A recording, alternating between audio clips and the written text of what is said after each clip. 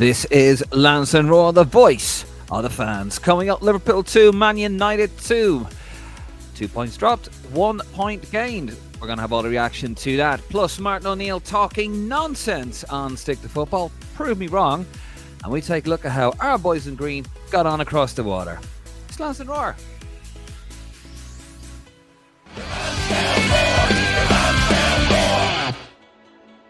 David Dunn here, joined by Martin Prendergast. And of course, if you haven't already, please do subscribe to the YouTube channel. Hit subscribe. And if you wouldn't mind, hit the like button as well. It really does help. And if you want, it's in the links below. If you want to head over to our LinkedIn and head over to our Facebook, Instagram, and our Twitter account. And if you want an opinion, head over to lansdowneroar.ie. That is lansdowneroar.ie, because tomorrow I'm going to be writing some poison about Mr. Martin O'Neill, M-O-N or M-O-A-N, as he probably should be known as. And he's not here today. He is skiing in France, but I'm sure he's watching.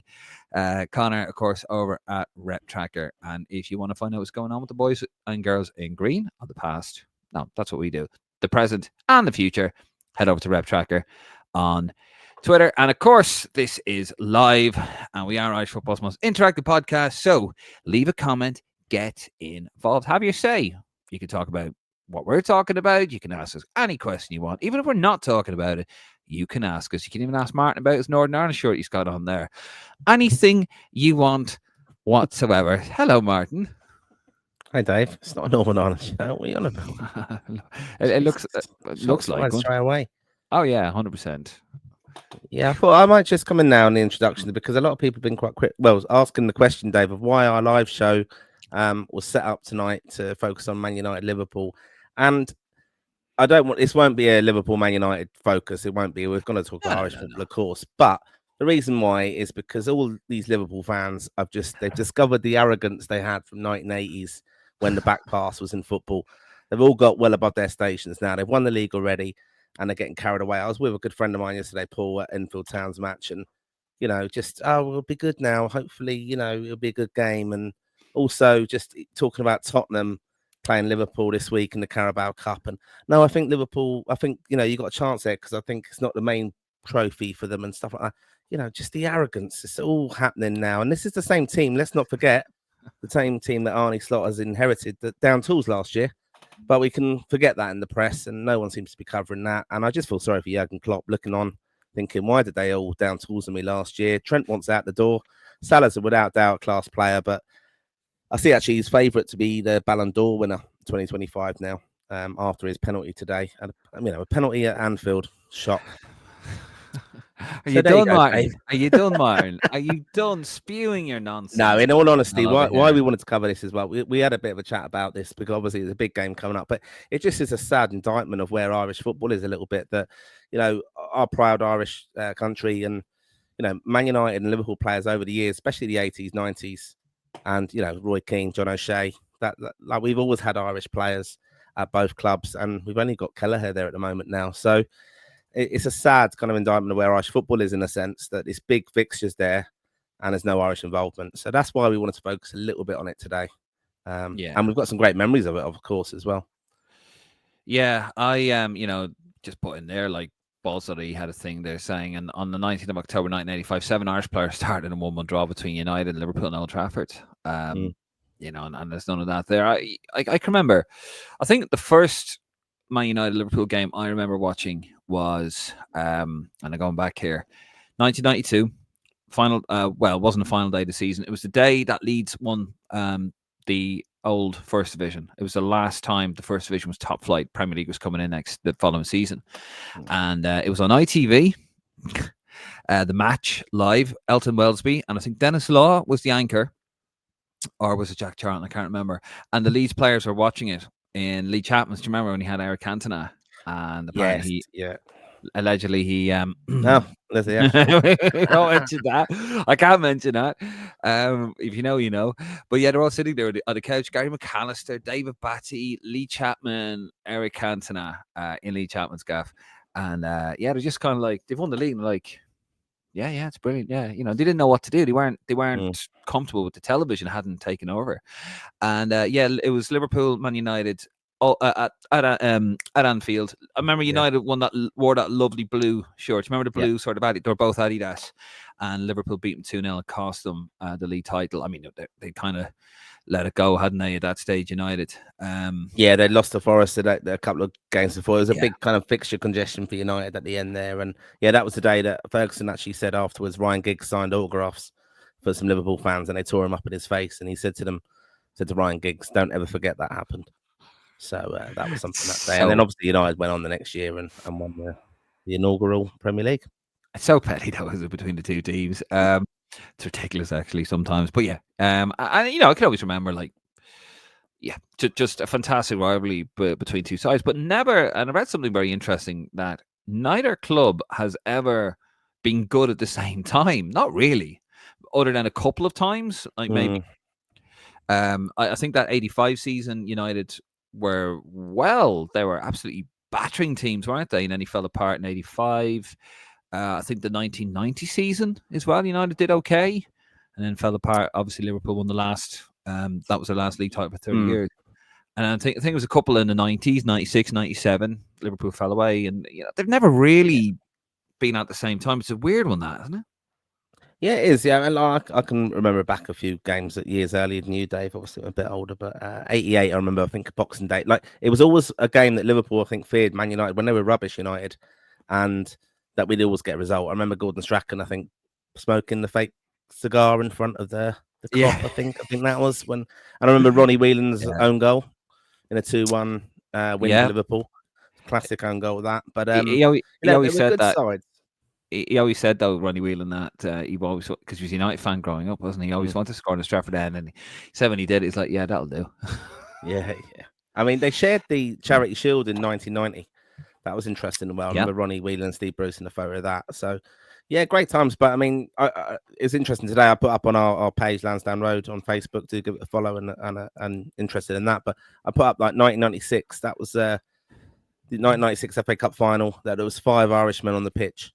In 95, in 96, the FA Cup final. That's the one when Cantona scored. And I said, oh, can you name them? Because I put up a photo of McAteer and Roy Keane as well. But there was 2 players of each. I've given it away now. But yeah, it was Phil Babb, Dennis Irwin. And then Dermot Gallagher was referee, an Irishman. It's mad, isn't it? Which accent did he have that day? Exactly. Someone put out the comment as old chameleon accent. Just thought it was quite funny. I know. Do you know, I've actually been going through all the archives because obviously, as I said I think it was last week, I lost all my files. So rebuilding the archive, and I actually found that clip of Dermot Gallagher and off the ball, and it's like, Jesus Christ. Or sorry, as he say, Jesus Christ. Jesus, Mary and Joseph, as he'd probably say that. And then when you see him on Sky, it's like, just sounds like you're somebody from the north of England. Is that what you're like, Martin? When you go back to Kilkenny, do you sort of do you arrive? To be sure, do you arrive on the boat? The Guinness boat goes down there.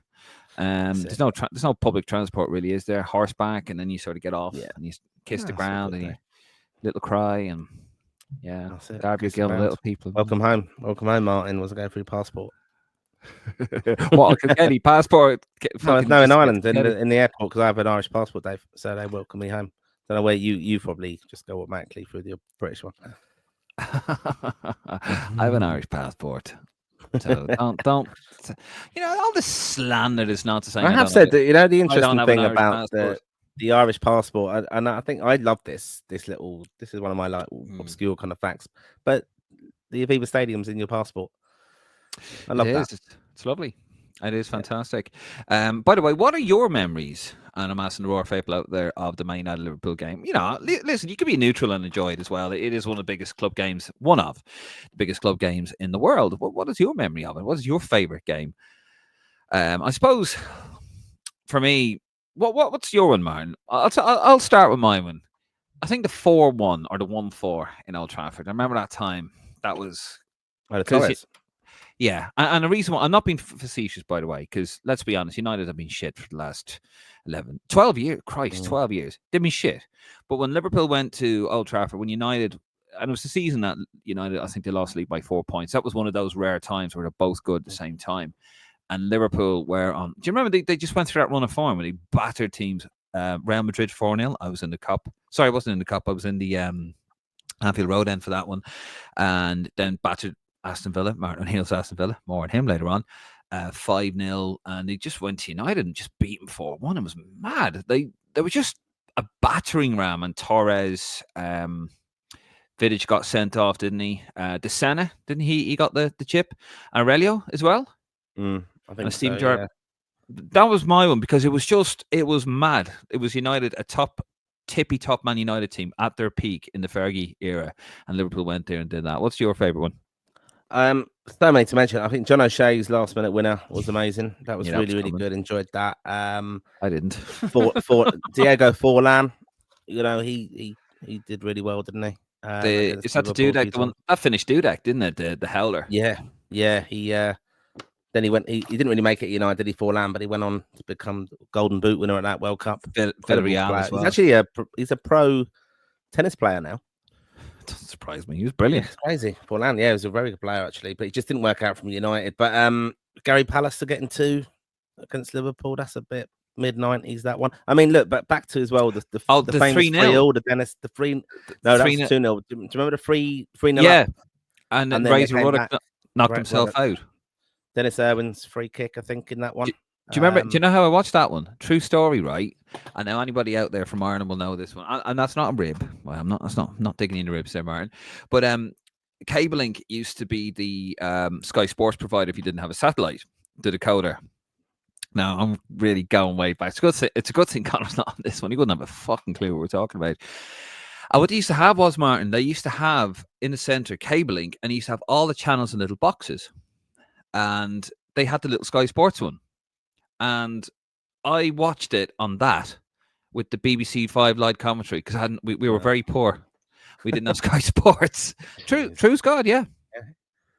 That was mad. Yeah. But I remember so many just come back. You know what I was thinking today when Roy Keane was obviously on pundit duty today? If someone correct me on this, I don't know if Roy Keane ever scored against Liverpool for Man United.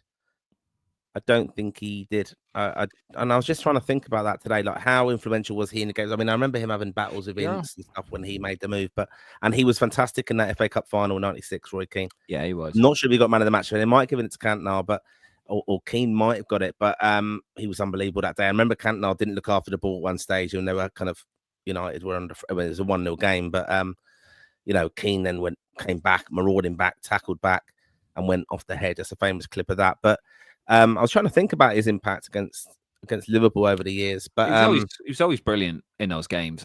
Do you know, right? His first game in English football was at Anfield, and his last game in English football was at Anfield when Garcia done him. Yeah, he didn't do it. Yeah.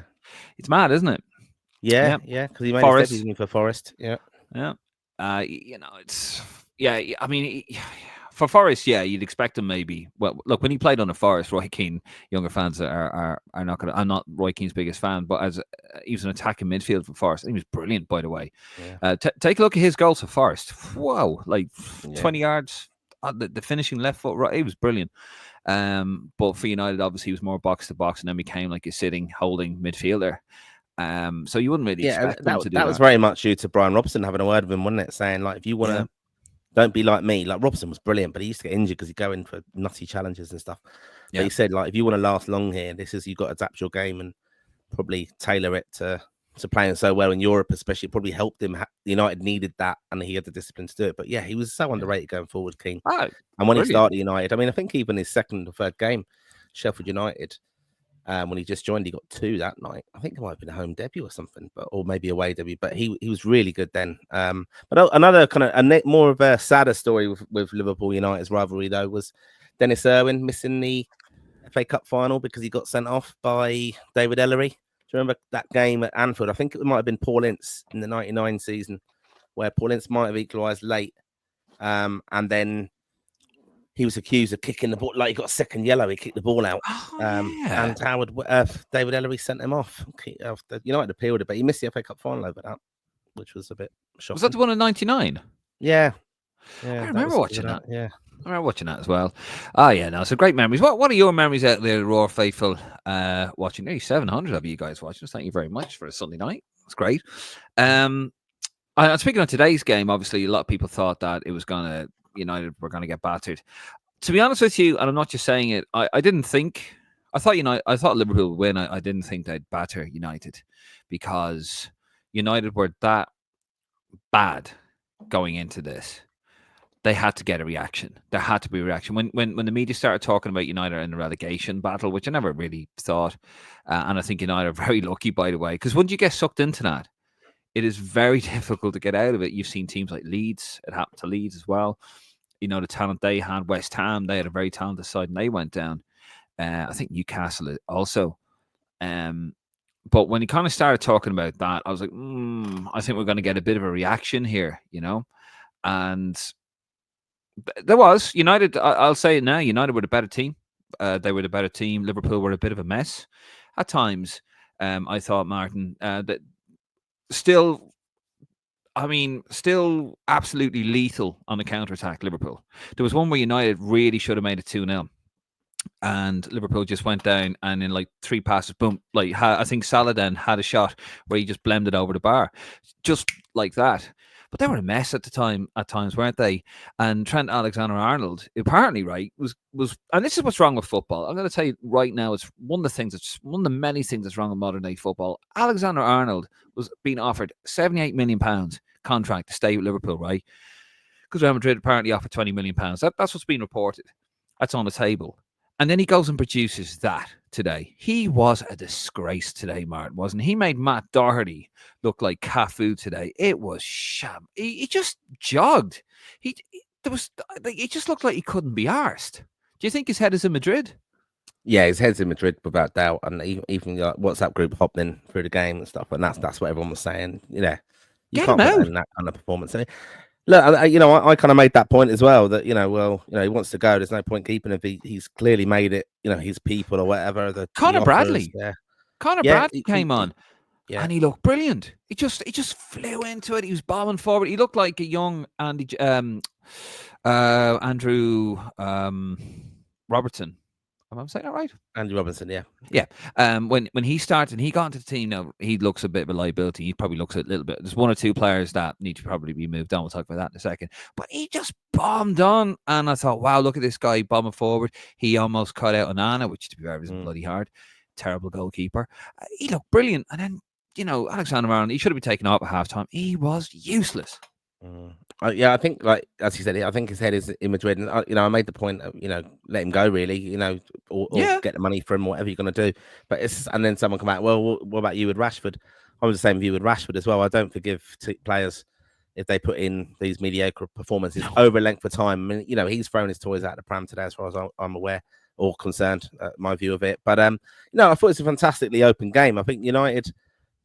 I was expecting that reaction, to be honest. They've been on a poor run, and I think when he's coming out in the press, a coach where he's a manager saying, he's had limited time with them on the pitch. This was a solid week he had, so I was thinking they were going to be more structured and positionally kind of sound, and they were.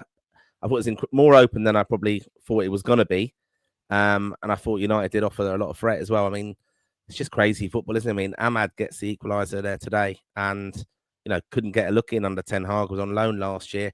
I think Bruno was very important today. Got man of the match. Bruno is one of those performances from him. He frustrates the hell out of me because I think I often say to people he's the problem at United, but he's also the solution. It's gonna be a big test of Amorim to see how he gets the best out of Bruno for the team, because Bruno can win a match for you, but he can also cost you it because he's very ill disciplined. I think, but I think could have won it at the end there with Maguire. I thought even the punditry was quite. I mean, what a miss that was, yeah. But a really good, exciting, open game, and I'm glad. Very entertaining. I expected United to be a bit more solid, but even looking at it, it was so exciting to watch because United so vulnerable from set pieces, which is ridiculous in professional football. And even at the end, they would add the corner, and then you're thinking, God, and then United have a corner a free kick right at the end, and then the ball squared to Maguire and he misses it. And they were talking about that. I thought that was interesting, like Sturridge and Roy Keane chatting about that in the punditry after. And if you look at the ball from Zerski across, I mean, a more confident Zerski who hadn't been subbed, I would expect my striker to go through there and have a go. But he did actually make the right choice, because if he'd have shot and missed, everyone would go, he's got to pass that. It falls to the wrong, but also it's a poor ball to Maguire. Maguire's a centre half. He's not He's not a centre forward, to be fair. He I love should be what. any professional, like Roy Keane said there, and you're going to say, "Oh, you're defending Roy Keane," but a No, professional no, no, footballer no. has to get his head over that. Like, it wasn't a great pass at all, but What did he you've got say? to execute that. He said, like, when he sleeps tonight, Roy Keane says, when he sleeps tonight, he'll be on a big pillow. I did actually. I love what you said about Trent Alexander. I call him AA. I can never say his bloody name. But what he said there, he talked about him going to Real Madrid. He's going to Tranmere Rovers after this. I will say he's spot on. And you know what? Daniel Sturridge was obviously kind of like had his head in his hands. Oh, you can't say that. He's probably mates with AA. I don't know if he. Yeah, but he's right. It was a disgraceful performance. You're playing hardball with a club. All of a sudden, you got Real Madrid after you. To quote Roy Keane as well, you think you're a superstar, and then he puts in a performance like that. Shocking. And then a 20-year-old Conor Bradley, who I'm still raging, he isn't playing for the Republic of Ireland, but there you go. Comes on, shows you how it's done. Move him on. Put Conor Bradley in there. It was a very boring game for the first half. I think it was really bad, but the second half it just opened up. I think conditions got worse. Liverpool had no control over. I just think it was one of those. United didn't make Liverpool look so bad. I think Liverpool were. I don't mean to sound disrespectful. I think Liverpool were just that bad. They were really, really poor. I think there's a little bit disharmony in the side there, maybe with Alexander-Arnold, and I think it would be best keep him out of the side because he was shocking, and it felt bad for Virgil van Dijk because he's 34. He's a quality player. He's still got a couple of years left in him. But when you are carrying I suppose a £78 million piece of luggage to your right, anyone else would be weighed down, and you're having to do his job and your job, and that's hard enough for let's say a 7-year younger Virgil van Dijk. But when you're 34 and you're carrying this guy, it was a disgraceful performance. It's the biggest club game, one of the biggest club games in the world, and he does that. Liverpool, I think they'll be happy with the point. Before the game, you think, 3 points. I'd be happy with the point because it was one of those games. It was such a mess. And United, don't get me wrong, United did really well and they should have won the game. United absolutely 100% deserved to win the game, but Liverpool were a mess at times. And I think it was one of them. Do you know what? Get the point. You're still 9 points if you get your game in hand. You're 6 points with a game in hand. You could be 9 points clear. It's okay. It's not bad. And, it's one of those, you chalk it off and go, right, that's a blip. But you drop Alexander-Arnold. What did you make of Alisson? I found him very cumbersome today. I'd be looking at maybe getting rid of him either for Kelleher or I can't think the guy, the Georgianian lad who apparently I think he plays in Spain, doesn't he? And he's injured. Is he Atletico Madrid's keeper? Oh, I don't know. No interest in you, have I? But Kelleher, look, he let that one slip, didn't he? From Bruno late on the short corner, the shot that kept fizzed in. Conditions were probably a bit tough today, but I wasn't greatly impressed with him. Valencia. He seemed a bit cumbersome, you said. Like you said, and I think they were a bit under. I think they did well in a sense. I think the game benefited from United going ahead because Liverpool had to open up then and come for it, and that helped. I think if Liverpool had gone ahead, it was going to be a bit different because then United are chasing, and then it could have been open. United could have been opened up. It would have been. I think for the sake of the game, it was good that happened. But really entertaining overall, and I enjoyed it. And I thought very cagey first half. He said, and I said in the last show as well. We did when I watched Ipswich at Arsenal recently. All this resetting and stuff. United, you have to do that at Anfield, and they were getting the ball. And I was thinking, just turn it over, just go at them now. Release Ahmad, which they did in the second half really, really well, and Garnacho as well. Counter attack and go at them. But they were patient. They were trying to kill the crowd's enthusiasm, I think, at Anfield. Which, by the way, Man United fans have had to put up with songs of Old Trafford falling down for years. Lots of leaks there at Anfield today.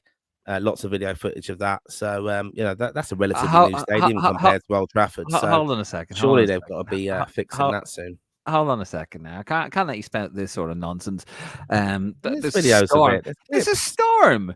It's a bloody storm. Well, the rain doesn't come at Old Trafford unless it's raining, does it? But that's like that's got a leaking roof. You've got a leaking roof. Oh, give over, would you? I've actually never been to Old Trafford. It's one that I must go. In fact, I'm sure I get a warm welcome. Yeah, I heard the United fans turn around and saying, where's your famous atmosphere? Like, which I think is rich coming from Man United fans. And let's be honest. Well, the atmospheres of these games aren't what they were anymore. Let's call it what it No, is. a lot of these games are tourist games, though, aren't they? As Yeah, well, let's the put tickets go for big money now. let's put the tribalism aside here and put that nonsense aside. Let's be honest. Old Trafford's filled with tourists. Anfield is now filled with tourists. All the proper fans have all been outvoiced, or they have been not outvoiced. They've been out. They've been bought out, basically priced out. That's the word I'm looking for, because they don't want the regular guys. And this is something that's been going on at Anfield for the last 20 years. When I used to go to Anfield a lot for all the Champions League games, and it was like, yeah, they make it very difficult for regular guys because they want the new guys coming over spending the money that haven't been there, the tourists in the shop. Spend the money in the shop, yeah. And it's the same everywhere. So that's it's not an Anfield problem or an Old Trafford problem. It's an English football problem. One they don't really care about either. So yeah, that was it was a bit disappointing that, but sure, look, it is what it is. Liverpool still 6 points clear and game in hand, which is against Everton. Obviously, the big game now, isn't it? It's Forest away. That's the next game in the league. That's a huge match now because Forest is second, and I think if Liverpool slip up against Forest, as if they lose to Forest, I think then I think Man City now, Martin. I think they're going to start building up a little bit of momentum. Forest in second place, I think that's a false economy, personally. But I think with City now getting a bit of ground, I don't know. I can't help but just think that they're the real threat, that they're going to come back now, City, because they've had blips like this before.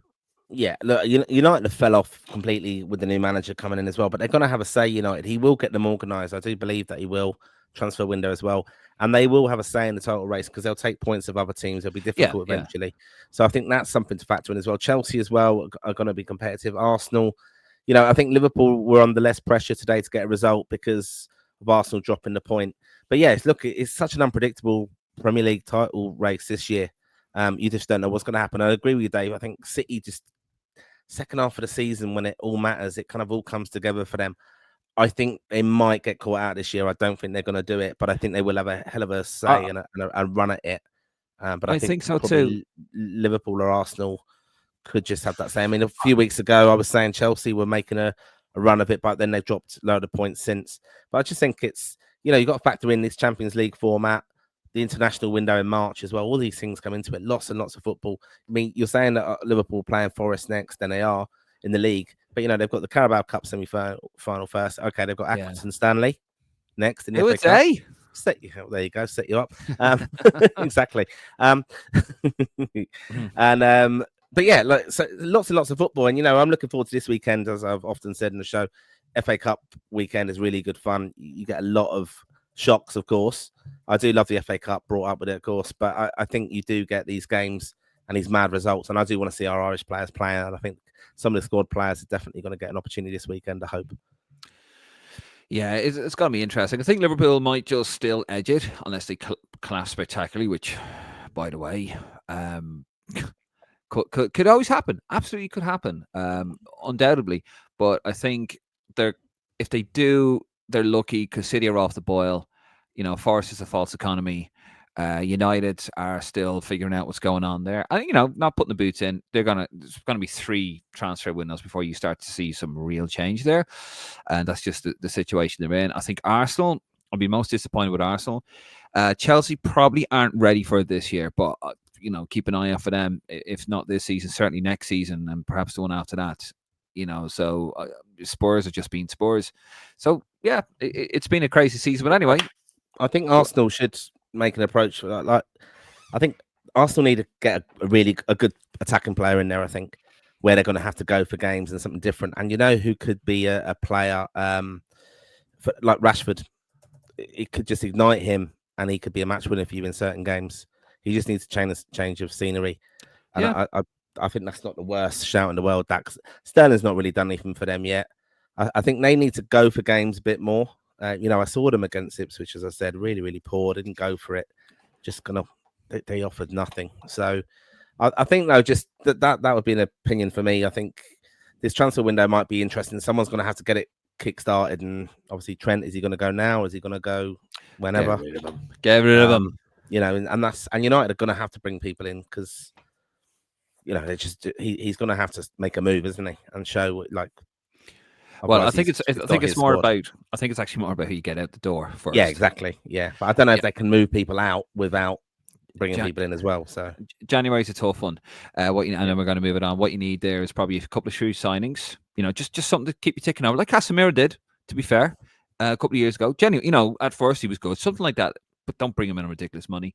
Don't give him a mad long contract. A couple of shrewd signings, get a couple of players out, get up that league, show an intent of what you're trying to do, what you're trying to achieve. Once I think United fans, once they see what Amarin is trying to achieve, if you could see what the manager's trying to do and what he's trying to achieve, I think United fans go, okay, you know, we'll give you time. It's when you don't know what the hell he's trying to do, that's when United fans will be going, what? Like, where are we going here? What's happening? When they start asking the questions.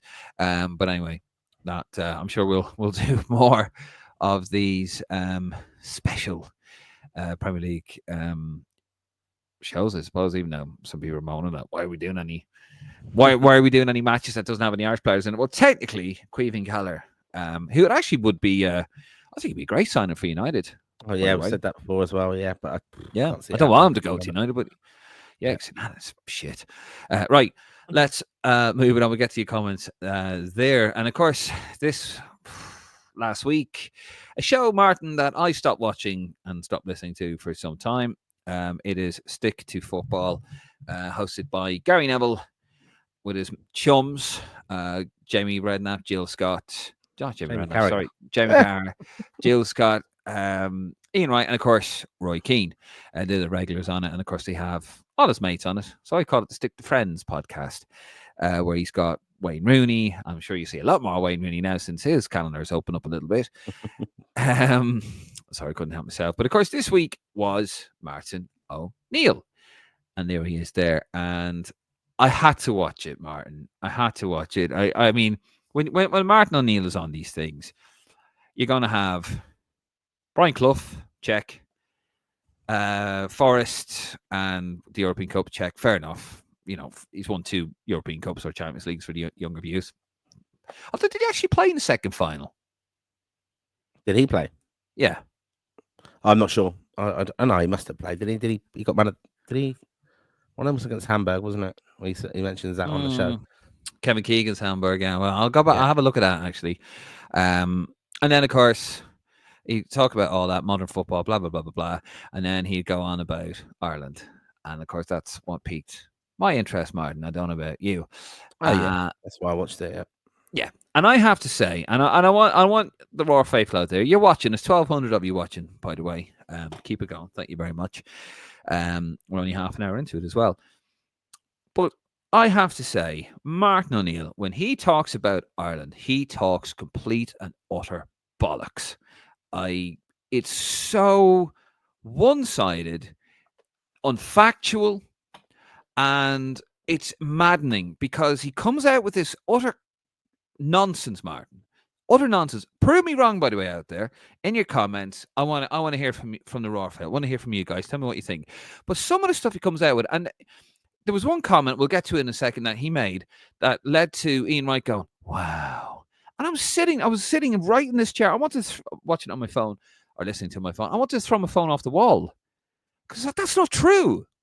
That's not true. He is the world's most sensitive manager I've ever come across.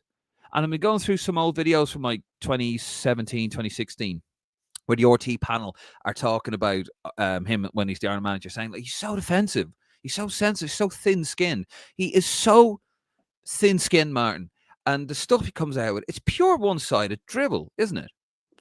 Yeah, no, I watched it as well. Yeah, because I was intrigued. Like, I've been in his company. I've seen him do the Q&A thing before, and he's a fascinating, very intelligent guy, which he obviously talks about. You know, that he could have been a barrister, and yeah, fair enough. He's got this mad interest in law and also murders and stuff like that. So he's an intense kind of character. Which is the truth enough, doesn't he? But so I was intrigued to see it, and I thought the dynamic. We'll get a snippet here. We'll get some insight into the camp. And first of all, I thought it was lovely that Roy, and I know he picked it out as well, that Roy said it was his highlight of his football career. Yeah, I mean, fair play. You know, that's nice to hear. And he was very good about the Irish fans, 25,000 of us in the stadium for the match against Sweden, and that incredible time. You know, he did give us that, I suppose, and the players did as well. 2016 was incredible, as we know. But you know, it just he's just such a strange character. I mean, I hear him on Talk Sport as well. I mean, he just always tries to have I find it very frustrating. He's always a joke, and just generally as a podcast, it's good. I like we want to get insight, but he's so media savvy. It's stuff we've heard before, and you're just watching it for that little snippet that you might not know. And there was very few of those, sadly. And you could even tell, not being bad, like Ian Wright, and I know they joked about, oh, you just Googled that. That is exactly what that lot do. They just Google their guest, and you know, like Ian Wright, you swear he was an expert on Nottingham Forest and that team of the European Cup winners, because he's going, yeah, he was a really good player, wasn't he, Kenny Burns? And I didn't realise this. And obviously they've watched a few, they know he's coming on, so they do a bit of research and they watch a documentary or everything about it. But yeah, you know, we've heard it all before, the Clough stuff. I thought it was good with dynamic with Keane. But yeah, I think the thing that disappointed me, I suppose, was when he felt that the Dublin journalists didn't have time for him. And he doesn't name Tony O'Donoghue, which again is a very I think it's a little bit disrespectful. He knows Tony O'Donoghue, like he does. But he could have said, oh, you know, but I suppose it's not the audience to say, well I was interviewed by Tony O'Donoghue. But he did say that he just had, it was all, should you go now? Is that good enough? And no, well, after the 5-1. Well, here's my problem, right? So he talks about, you know, he's after Euro 2016, he says that, you know, oh well, and you know, the press didn't kind of show me the love, etc. So Roy had to talk me around it.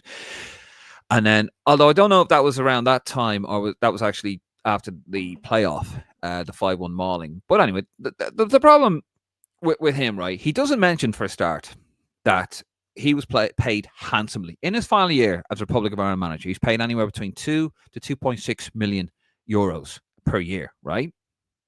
That's what he was offered. That's why he's paying. Now, the FAI are paying him money they didn't have, right? That was John Delaney's fault, not really Martin O'Neill's fault. So I don't blame Martin for that. He doesn't set the price tag, okay? And the first few years of that, Dennis O'Brien supplemented. And then I think they paid the last couple of years on their own, didn't they? When Dennis O'Brien stepped aside. But he just goes on. He doesn't mention that. He also doesn't mention that he was blessed, let's be honest, very lucky to qualify for the European Championships. He doesn't mention the fact that he was very arrogant towards the Irish press. He's kind of touched on a little bit with TalkSport, but the fact that, you know, he turns around and says he didn't take me because we're from Northern Ireland, that is complete bollocks.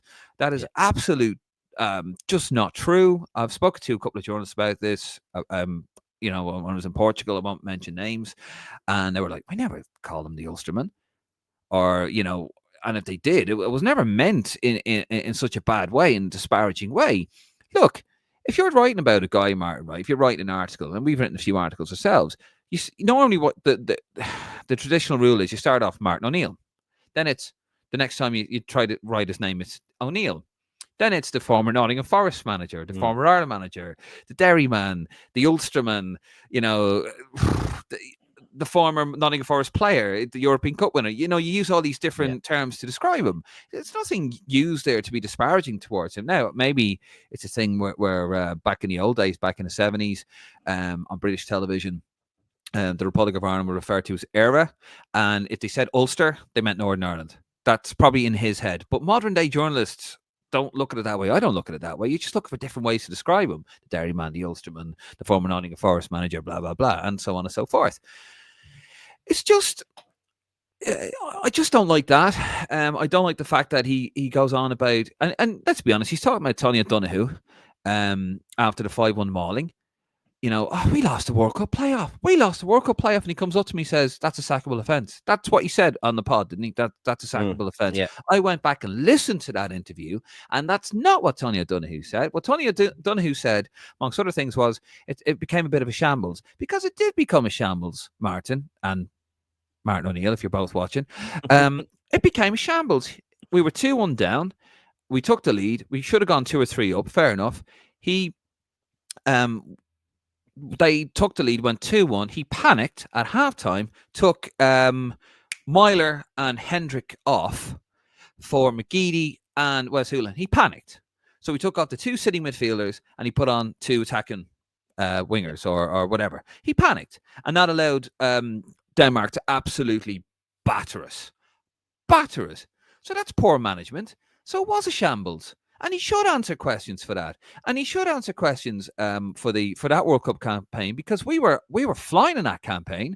And then all of a sudden he started doing weird things, didn't he? The match against Wales at home, where it became a very nasty game, and Seamus Coleman almost had his leg broken, and John O'Shea almost had his leg broken in the same game. And then we lost at home then to Serbia, and it fell apart. They are legitimate questions. And it was only a smash and grab against Wales where, we got to the playoff, which we lost.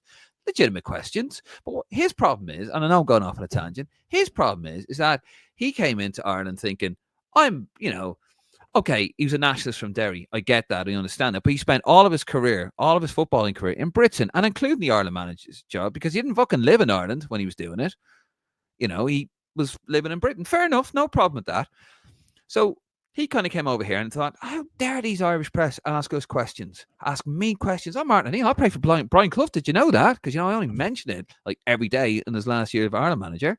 And then after that, do you remember he was, before the playoff, he was offered a contract extension. And then when he got the negative reaction from the press, now don't get me wrong, I think Tony O'Donoghue, I wouldn't want to speak to Tony O'Donoghue after 5-1 mauling your hurt, but, Tony O'Donoghue has a job to do, and let's get questions for the Irish public, not to deal with Martin O'Neill's ego or his feelings, and, and they're both massive. So I am going. No. I'll let you speak here. It's an interesting. But do you remember he is an interesting when he character. Went to Stoke and Everton, though. Do you remember? Yeah, exactly. He was flirting with everybody, as we know, and then that's what frustrated, I think, the Irish press, in the sense that he was talking to the UK based press, basically, and that's what all his kind of snippets were. He wasn't trusting the Irish press. He wasn't engaging enough with them. Wasn't based in Ireland.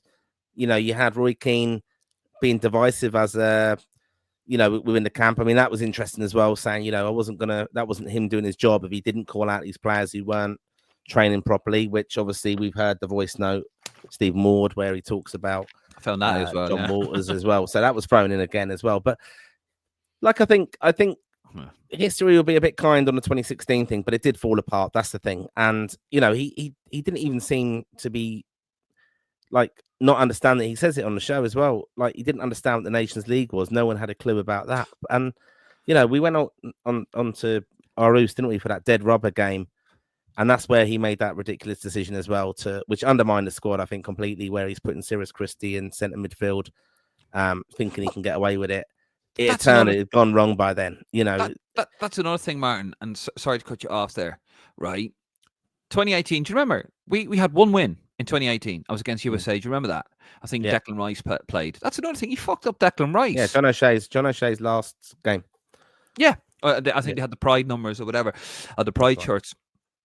And, what did he say in TalkSport? I could care less that him and Jack Grealish ended up playing for England. Well, you could care less, but we fucking care about it, because the 2 fuckers scored against us in Lansdowne Road in September.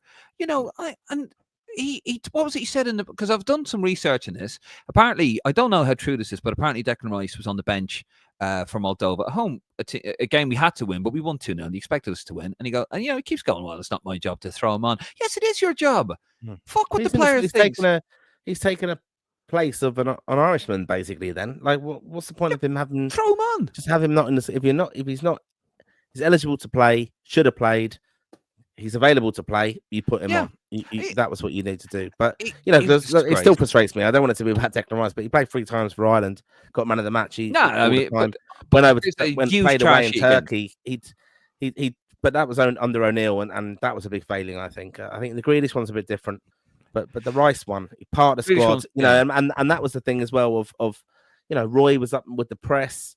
Roy in the background then, if Roy had ever said anything like, which, allegedly back in 2002 about the English thing and how he felt with the kind of English born or whatever, and he sniped at Matt Holland again in the past.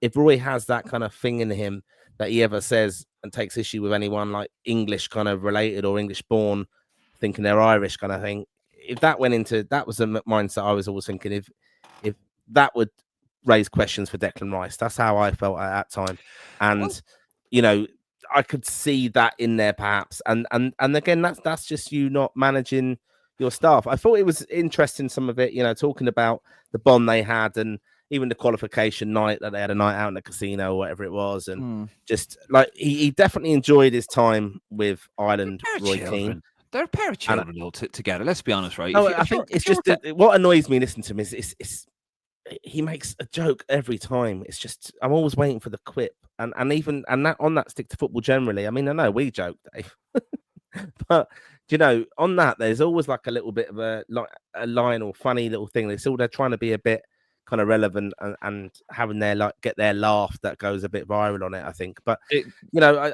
I think ultimately for me, I knew I wasn't going to hear an awful lot of insight and anything I hadn't known before.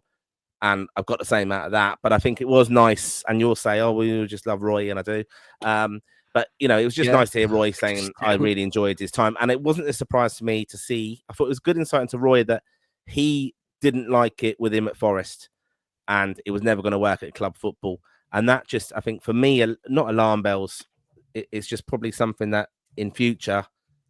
It's probably too late, Roy Keane. Well, I'm not going to say it's too late, Roy Keane, to be involved in Ireland because football's mad. But Roy Keane, future-wise, that's where his career lies. If he's ever going to go into management, I think it will be internationally.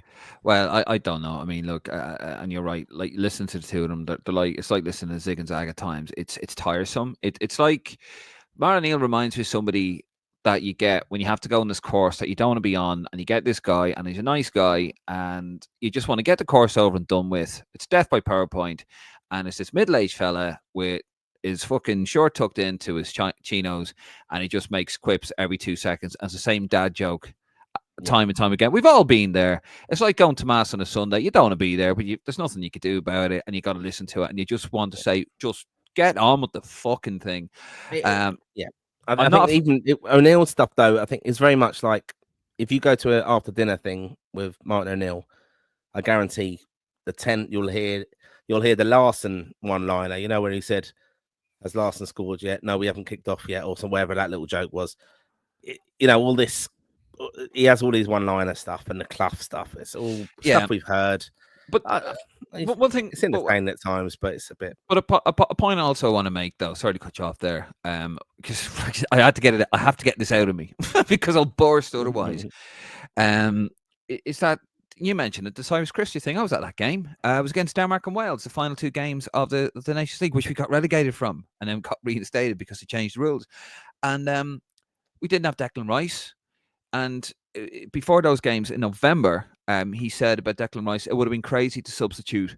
And this is a quote, it would have been crazy to throw Declan Rice on as a substitute against Moldova. I'm thinking, I need to get a result here. I'm not thinking of what I need to do like so many months, X amount of months down the line.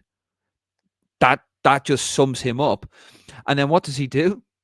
He plays, and I'm sure this had everything to do with the bust up in France with Roy Keane, calling Harry Arter out and John Walters and all that. He plays Cyrus Christie before those 2 games.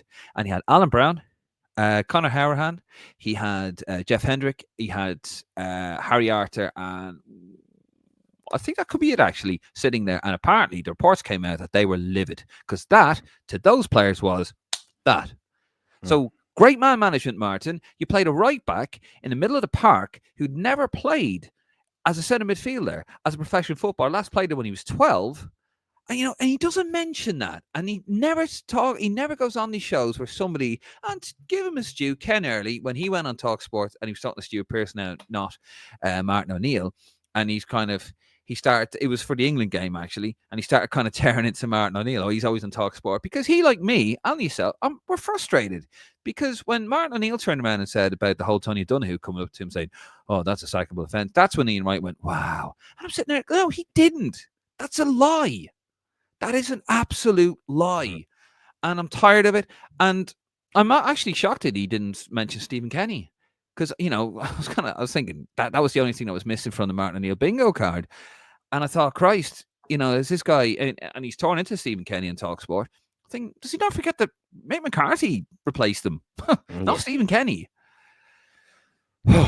We've said that before, though. He won't come for Mick because he'll meet Mick. He won't meet Kenny, and that's it. And Mick wouldn't take it off him. Basically, Yeah. I think that's that. And then it's a bit of the Roy and Mick thing and all that stuff. Yeah, and I was a bit, the pair of them as well. Like, look, at the end of the day, last year, and we'll finish with Martin O'Neill thing in this. We'll get to, we'll do big after this. But no, look, Martin O'Neill, right? To be fair, he was paid a shit ton of money. Amon and Kenny, just see a comment there. I've done plenty of Amons and Kenny, Michael. We'll get to the comments in a second. Look, Martin O'Neill was paid an absolute fortune, right? Not his fault. Brought in Roy Keane. To be fair, after the Trapattoni and it turned into a debacle in the end, it lifted the country, right? Right place at the right time. Was very lucky to get us to the Euros, but he got us to the Euros. Got us to the knockout stages of the Euros for the first time. Yet again, very lucky. Finished third. Any other year that I don't think would have got us there. We had the night in Lille. Fantastic. And then the last year had a wobble. Under for the Euro for the World Cup 2018 campaign. Had a wobble there, but pulled it out of fire. Got the playoff against Denmark. He made complete shit of that. His feelings were hurt, and he really didn't want to be in the job. And I remember at the time I was doing another podcast, and I said he should just go. And what John Delaney should have done was should have gone, nah, listen, do you know what? This doesn't work for me. It's not going to work for you. Let's just leave it. He was trying to get a job, I believe. I could be wrong, with Everton and Stoke, and they were only going to offer him a 6-month deal. I didn't want that, and he went, "Oh, fuck it. I suppose I'll go back to this. Thought my €2 million a year for doing fucking nothing." And basically, we had a year of dross. We had the whole fallout with it was. Do you remember, Marin? That 2018 was a horrible year in Irish football, wasn't it? It was really bad. It was obviously the Nations League and going to Aarhus for a dead rubber, and it was a lot of pressure on Delaney as well. This deal was arranged, obviously, in the background that Stephen Kenny was going to come in as the under-21 manager, and then Mick was coming in to take on the kind of mess behind Martin O'Neill. So, yeah, look, he didn't bring enough players through. That was a kind of another criticism I would say of him from different age groups. And I think he undermined a lot of the squad towards the end of the day, especially the Cyrus Christie thing. I mean, even the Obafemi thing, was he going to cap him or not? And that ironically then did that.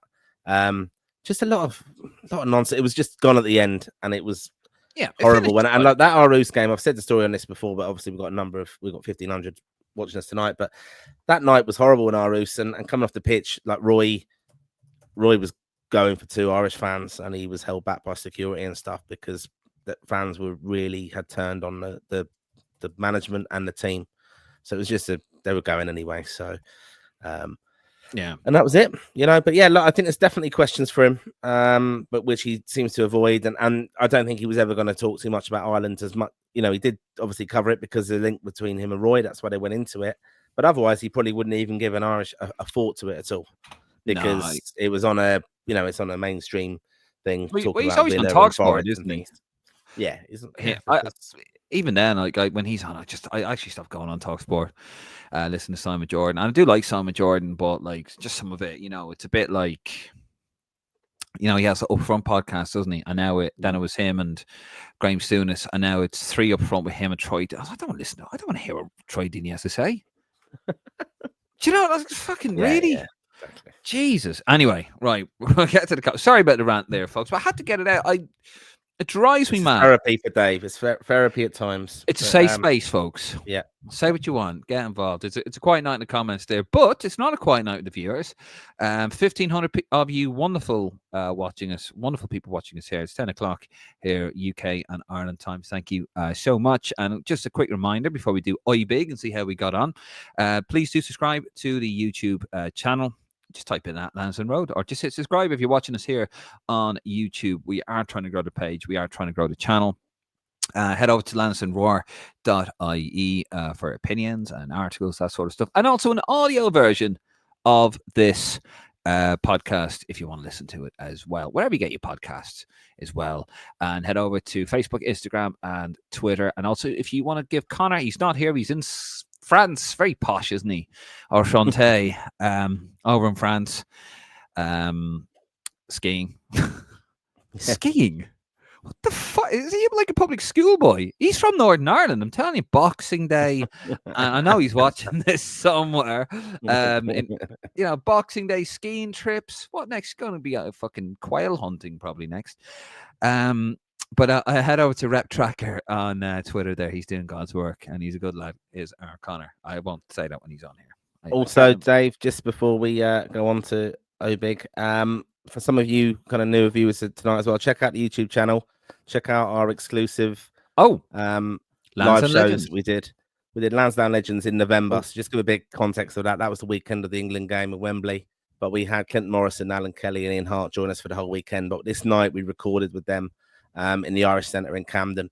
And yes, we went there. We asked them all their views on Saipan. That's in part 2, but it's worth a listen in part 1 as well, just on the lads' early days under Big Jack, Mick McCarthy, of course, and Clinton Morrison explaining how he loved joining up with the Irish team. And yeah, it's a fantastic event we held there, raised a lot of money for charity as well.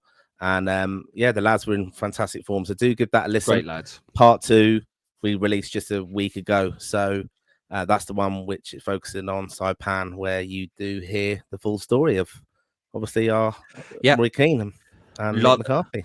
A lot of great stories. It's a YouTube exclusive right now. A lot of fantastic stories. Alan Kelly, how he met Jack Shot for the first time, booting in the dressing room door at Ellen Road in that infamous 1986 game between Ireland youth and England youth, where Liam Toohey basically quit. He went back to Dublin and quit afterwards. Great stories there. Fantastic. The fight in Iran. Tony, what was it? Clinton Morrison called him? No neck Tony Hickey, basically smacking a couple of locals in Iran and getting them out of there. Brilliant stories like that. You know what? There's 3 great lads. Clinton, Alan Kelly. Alan Kelly starred the show, other than yours truly, of course. And of course, Ian Hart. Brilliant. And Martin and I are on stage. It's a great night. And just have a listen to that. Right, we're going to get into some Big. Some current stuff there. Martin, are you ready? I don't have Connor here to correct me, so anything I tell you, you will believe. It all happened. You will believe anything I say. I did take extra care, and actually I was texting Connor in his chateau in France. Anyway, right, here we go. Here's the goalkeepers. Praying I got this right.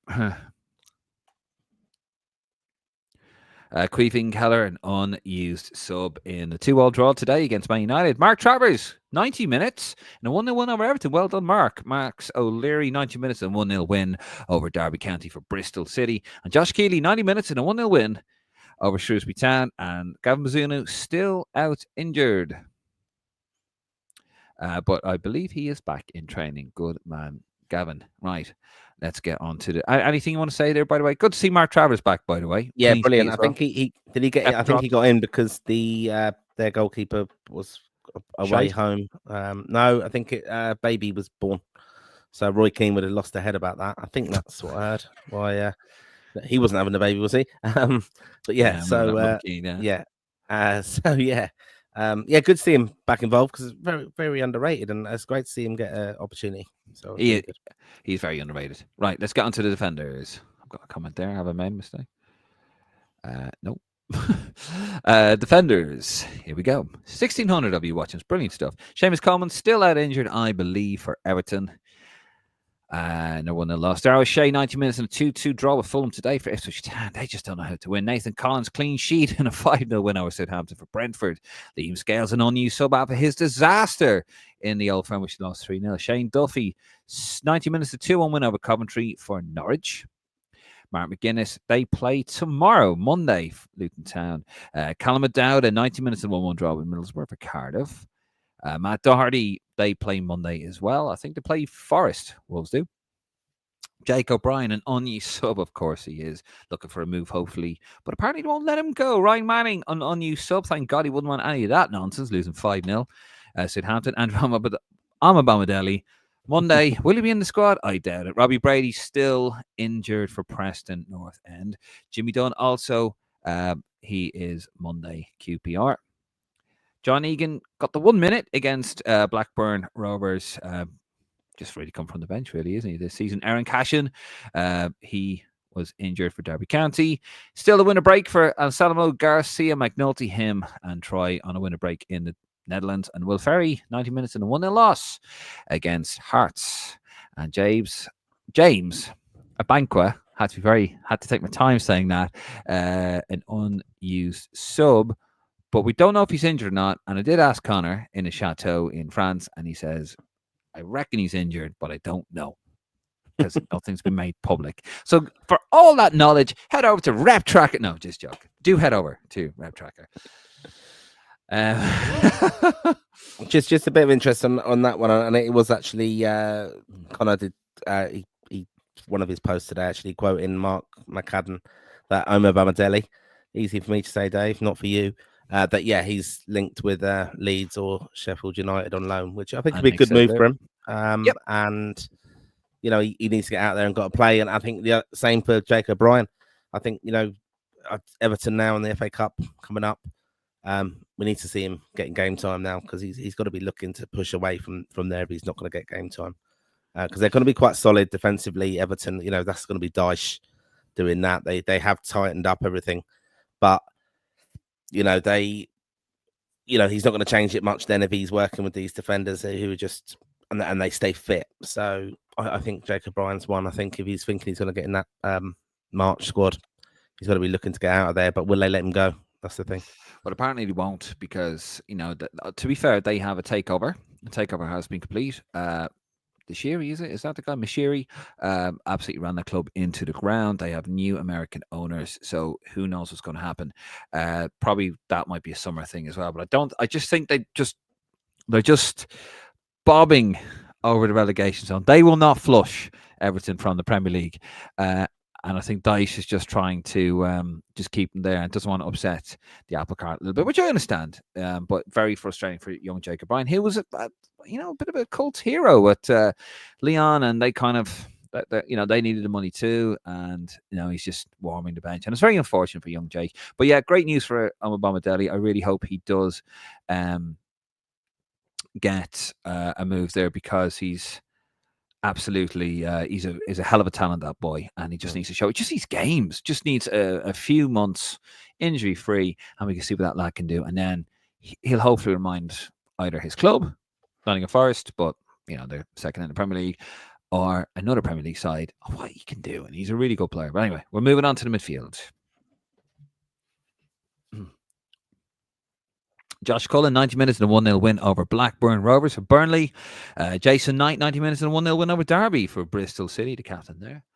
Jason Maloney, 90 minutes and an assist and a 1-1 draw with Swansea. Not really doing much, West Brom. Finn Azaz, 75 minutes and a 1-1 draw with Cardiff for Middlesbrough.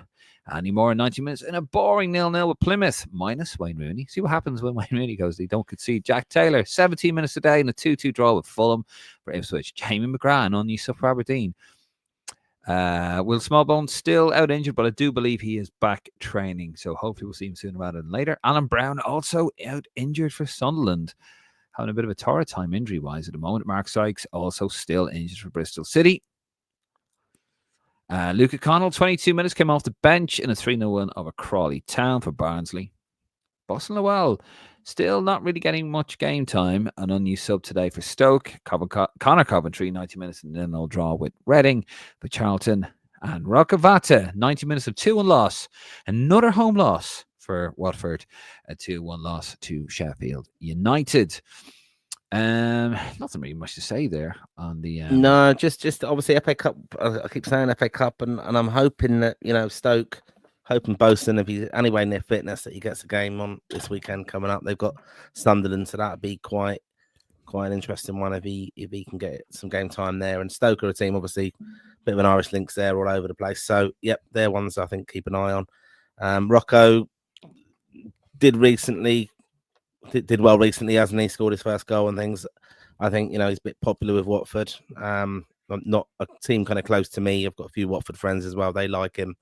They kind of think he's a star on the rise. But they've got to be consistently doing it. That's the thing. And we'll see how they get on. Yeah, no. I mean, encouraging, by a little bit of a worry with the midfielder options drying up a little bit.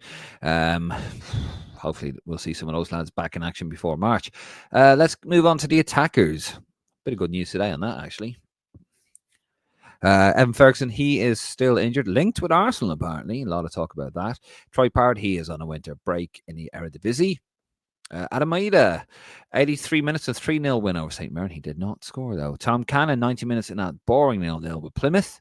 For Stoke, must change that graphic. Sammy Smodic got a goal today, 73 minutes in a 2-2 draw with Fulham. Fessi Abasela, he came off the bench. He got 8 minutes to 2-1 loss over or against Sheffield United. Casey McAteer still injured for Leicester City. Mikey Johnston, 6-8 minutes in a 1-1 draw with Swansea for West Brom. Chidozie Benny still injured for Ipswich Town, unfortunately. Callum Robinson suspended, we believe, for Cardiff City. Michael Obafemi, 65 minutes in that 0-0 draw with Plymouth. But not Plymouth. With, oh, God. Aaron Connolly, an unused sub with Sunderland. Sinclair Armstrong still injured for Bristol City. And Tyler Goodrum, 77 minutes in a 1-1 draw with Preston North End for Oxford United. Yeah, sorry. Plymouth drew 0-0 with Stoke. That's what I meant to say. Not with Plymouth.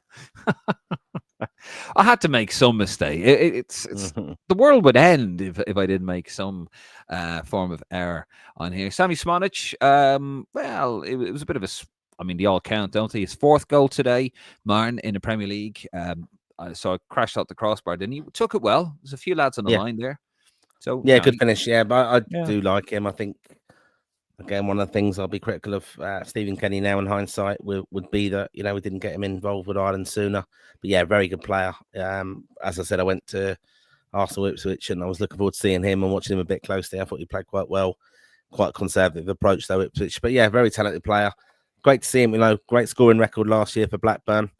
And yeah, look, he's just proven that he can do it in the Premier League. So that's great to see. Yeah, I always like to think if he was in a better side. I hope Ipswich do stay up. Obviously, an Irish manager there, Kieran McKenna, but they could have moved out of the drop zone today if they had won. But look, they're back in the hunt. Southampton, they're gone. 6 points. I think they're like 8 points off the, not even from safety. Like that's from the next team above them. But yeah, they're doing okay. They had a very good win over Chelsea. I mean, look. I suppose when you're winning 2-1 in the dying minutes, you'd like to get, you think you get all 3 points. But to be fair, Fulham are a good side, especially in Craven Cottage, my old stomping ground where I used to work. So that's not a bad result. To be fair to Kieran McKenna, I think he's doing really well with the team he's got. First, he's a young manager, first season in the Premier League. He got him up from League One, straight through. Brilliant. Like, he's doing a great job. And yeah, and I think it's in our interest, isn't it, that they stay up because they have a fair contingency of Irish players. Right. Yeah.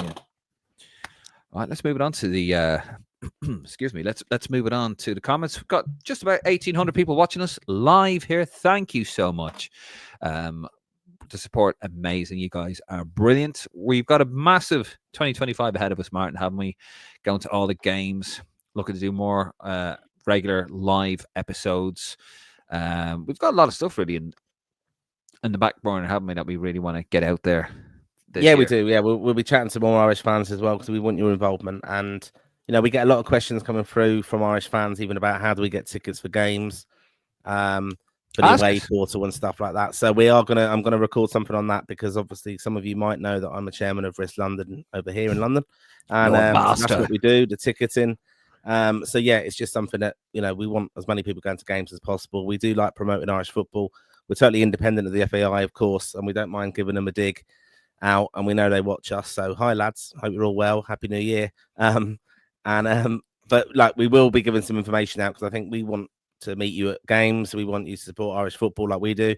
And some people just we could have sold a lot more tickets, Ireland, for the Wembley game. Just people didn't know how the away portal worked. So we're going to do an explanation video on that. And also just check out our recent videos where we speak about Irish players who should be looking for a transfer, players who are eligible for the team going forward. And we follow every team in Irish football. I mean, Connor was gutted last year. The under-21s didn't qualify. Yeah. And I was obviously gutted that the women didn't qualify as well for 2025 Euros. But, we cover all the Irish teams, and that's what we are here to do. So we're going to do by the fans for the fans. Yeah, we're going to do a lot more of that this year. We're going to cover a lot more League of Ireland. We're going to cover the youth sides. We're going to obviously we cover the national sides. We're going to try and cover everything. And I think some pages will turn around and say, "Stop asking me for tickets. Stop asking me for this. Stop asking me for that." We're a bit more. I mean, we can't get you tickets, but we can't give them away, but we can help you. That's right, Martin. Isn't give us a shout. Yeah, Come yeah. out. Go, look. Basically, look, you can join. Obviously, we're going to do the video, but Yeah. you can join you can get tickets from Ticketmaster, of course. The FAI haven't released tickets for the March game yet or any details, but obviously the best cost-effective thing is the season ticket.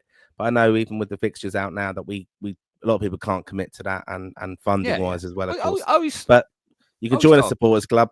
You can get tickets off Ticketmaster. Obviously, the FAI want to maximise revenue, so they will do deals of the games, and we know the fixtures now, of course. But for the away portal, that's how you get tickets there. You have to register on the FAI.ie, the away portal. So we'll be here to help there if you need any questions asked. Any questions, just send us. You can either send us an email at, where is it? John Delaney at Lansdowne. Here we go. Sorry. pod@lansdowne.ie. If you've got any questions that you need any help on, how you get tickets, but information, whatever, we're here to help you best as we can, because you guys are what make us tick. You guys are what make the boys of green tick and the girls in green and all of that. So give us a shout, pod@lansdowne.ie. You can also contact us. You can send us a message on the Lansdowne Road Facebook page. And you can also contact us, send us a private message on the Roar and the Road Twitter pages as well. And we're going to help you any way we can. We're not those, we don't turn our noses up at the fans, and we'll help you. We might not be able to help you, but we'll hopefully steer you to the right in the right direction as well if we don't know the answer. So that's what we're about, isn't that right? We're a fan friendly page, so your engagement over the last couple of years has been absolutely fantastic. We want to keep that going. You guys are absolutely amazing. One last plug before we get into the comments. Please do subscribe to the YouTube channel if you haven't already. I know I sound like a broken record, but it's very important that we do get the YouTube channel up in numbers. There's a lot of stuff that we want to do on that, but really we have to get the numbers up to make it worth our while. And I don't want to sound horrible, but it's just, these things cost money, Martin. So we want to bring you the best experience. We're trying to get numbers up, add revenue and that kind of stuff. So if you wouldn't mind, it really would be fantastic if you could. And also you can support the page as well. It's in the link below. Buy us a coffee. You're £2 a month. No, I'm just joking. Whatever you can. And if not, no problem. We'll never put a price tag on this, so to speak. Right. Martin, are you ready? Are you ready? Yes, I'm ready, Dave. Right. Am I ready? Yes, I am. Let's get into the comments.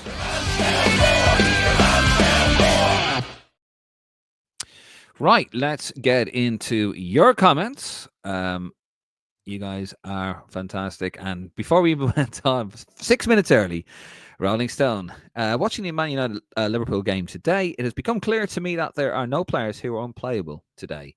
The players today are predictable and easy to stop. The more tried to stop Zidane, Gaza, Scholes, Pirlo, Iniesta, Modric, etc., the more of a fool they made of the opposition. I like that. Beloved guy at Brighton, he is only 20. I think of many midfielders in today's game to get excited about McAllister or Jones certainly don't do it for me. I think basically what he's saying there is, Martin, that does not.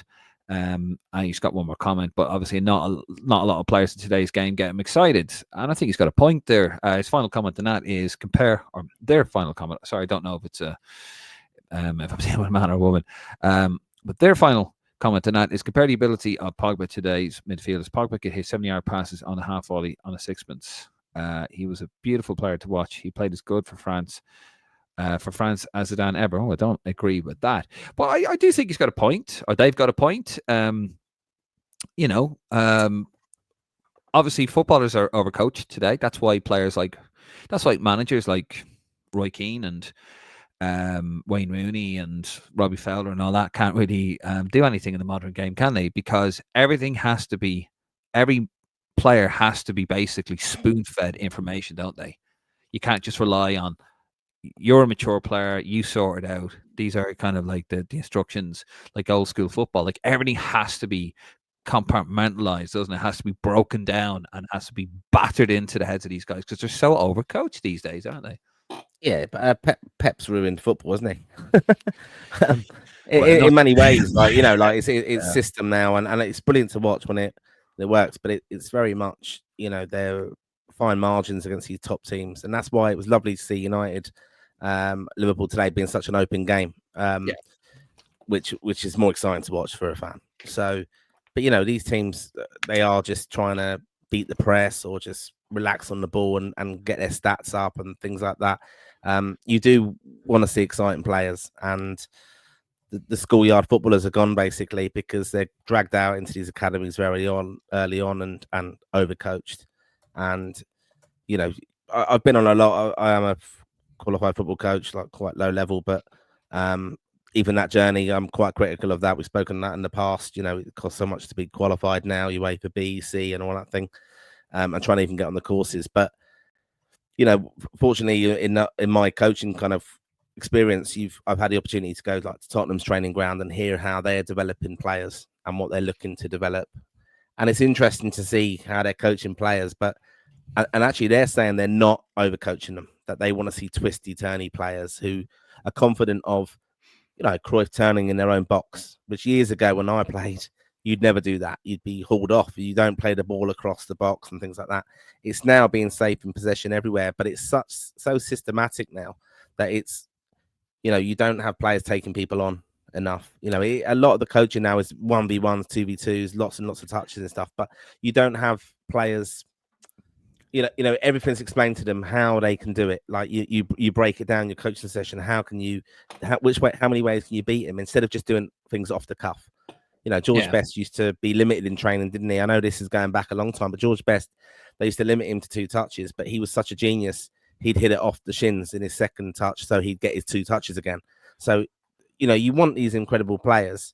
And I've said it to you, Dave, in the past, and I'm not saying Callum O'Dowda is one of the most exciting wingers, but he's someone I've always felt was overcoached. What he did when he first came into the Ireland squad, because I followed him quite closely, was what got him in there.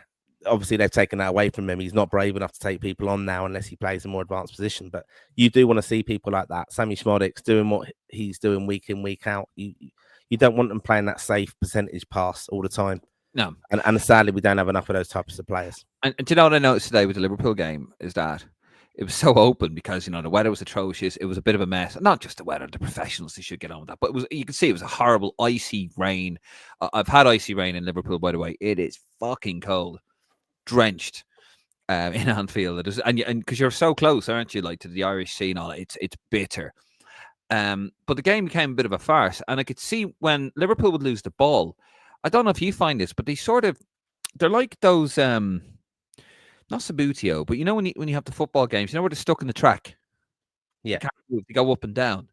And I just found out with Liverpool, they go up and down where you see you see where the ball's going. You go out and get that ball. But no, I'm in my track. I have to stay in my lane. I have to stay here because it's what I'm coached to do.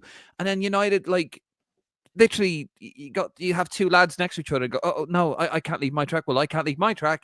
And then the ball's in no man's land. And then United player just fucking ran onto it. And I thought that was so frustrating. Like that was just no one had the guile or the wherewithal to go, actually, hold on, let's get the ball. We've loads of space here and play it because they're so coached. They're just going up and they don't problem solve themselves, and that's the sad thing yeah. for even youth coaches now. We talk too much to be giving instructions. Like it's very difficult to be quiet on the sidelines. And that's an initiative they've tried to bring into coaching over here now. It's like, in silent Sundays and things like that. Because the parents are giving a different message to perhaps the coach. And they're obviously volunteers as well. I mean, you still hear that. Yeah. You can have your football bingo every day of the week here when you're watching youth football teams play. But, they're just not making their own decisions. And that's not making them brave and off the cuff and coming up with new skills and things. And, that street footballer element. I mean, look, we can go in about this all day. You don't have kids can't go and practice in the park where they, Damien Duff, Robbie Keane played on the streets.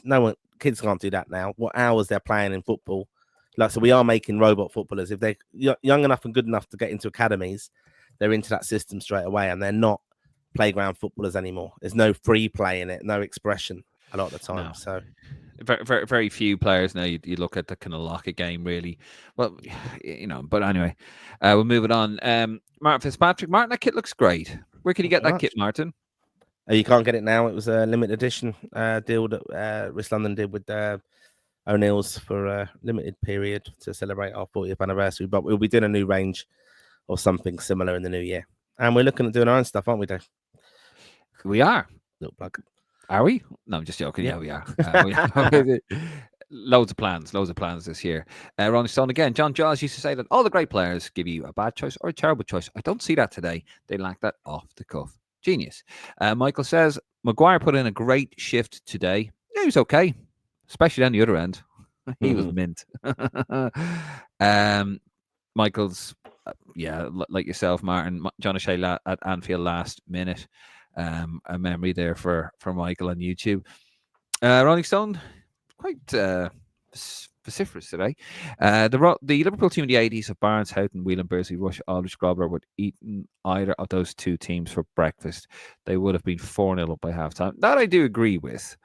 That Liverpool team in the 80s really, if it wasn't for the Heysel ban, would have won about another 2 or 3 European Cups, Martin. There's no doubt about that. Yeah, I mean, it would have been interesting. I mean, look, but one of the things you got to remember as well, Everton, like they were robbed of playing in European football that 85, 80, like, United stopped them in 85, I think, doing a double. So excuse me, and they're a very strong outfit. Going for actually back-to-back FA Cups, 84, beat Watford and Elton John's Watford, and just read a book on that actually, and 85, then United stopped them. Yeah, Peter Reid, and who got sent off in that cup final first? Kevin Moran. Kevin Moran, there you go. Kevin Moran, yeah. And he wasn't allowed to get his medal. No. There you go.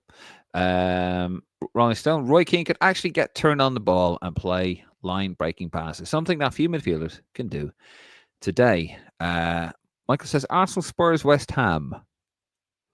Not sure what you mean by that, Michael. Sorry, I think that was who teams are playing next.